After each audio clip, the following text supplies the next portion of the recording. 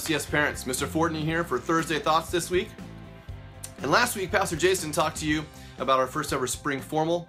It was highly successful. Everybody had a great time, from the students to the staff. It was fantastic. In fact, it exceeded expectations of just about everybody.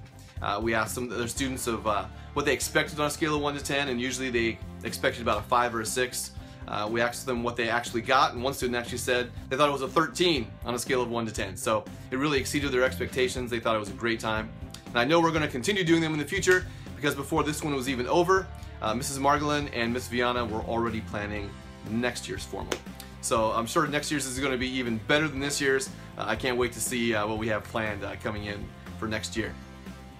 One of the things that we did, though, in preparing for the spring formal was check all of the music. We had some pretty high standards that we wanted to maintain as a Christian school dance, that we wanted to make sure that all the music was appropriate for the kids to be listening to. So I asked for suggestions from students and staff, and I told everybody, if you don't give suggestions, then you cannot complain about the music that's played. So I got quite a few suggestions from students and staff, and a lot of the student suggestions I unfortunately had to reject. And it's because as I started to not only listen to them, but as I started to look at the lyrics, and I printed out the lyrics for every song that we were considering. As I read through the lyrics, I found many of the songs to be highly inappropriate. We weren't going to allow any sort of alcohol reference. We weren't going to allow any drug reference. We weren't going to allow any sexual reference. Even highly suggestive sexual innuendo, we were not going to allow. So we were pretty stringent in what we were looking at in terms of those songs. But as I got feedback from the kids, I would ask them, why do you think this song is okay to play? And a few times I got, well, there's just one bad word in the song, just one. In a few cases, they were like, well, there's no bad words in the song. But as I would take the lyrics to them, have them read through the lyrics, there would be highly suggestive sexual innuendo, and the kids would be like, oh, I didn't even realize that was in the song. I didn't realize that that was what it was saying. And so they knew all the words. They had all the words memorized to these songs, but they really weren't understanding what the song was saying. They heard the melody, they heard the hook in the song, and they liked the song. And many of the melodies, many of the songs are great from a musical standpoint, but from a lyrical standpoint, the lyrics are just highly inappropriate. I asked one student why they thought this song was appropriate, and it had several words in it that were not appropriate, and I had the student tell me, well, they say those words in the movies. And I asked the student back, are the movies our benchmark for where we should be living our lives today? And she said, well, probably not. And I said, yeah, you're probably right.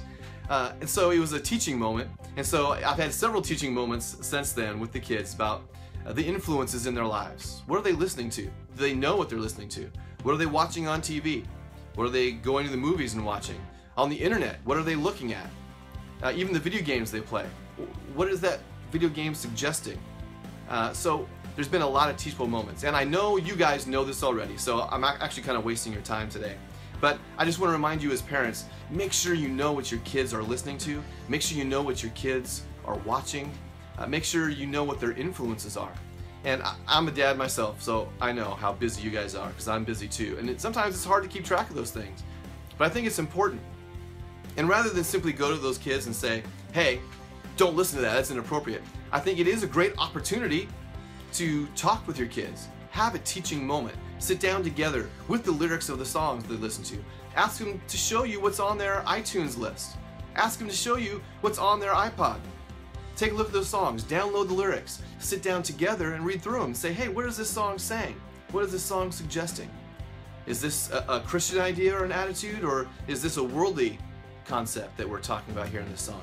Is this song really appropriate to listen to? So it doesn't have to be a negative thing. You can definitely make it a positive relationship building moment for you and your child. And you also want to make sure that they are getting positive influences. We know the best influence in our life is the Bible. Reading that every day, and I'm in class, I'm trying to encourage them every day to read the Bible. But I just want to tell you, and again, you guys already know this, but just to remind you guys, make sure you're aware of the things that your kids are allowing into their lives. All right, the end of the year is coming up quickly. We've got some great things coming up. We've got our Parent Feedback Night on May 7th. We've got our FCS Variety Show on May 8th. Those are coming up just next week.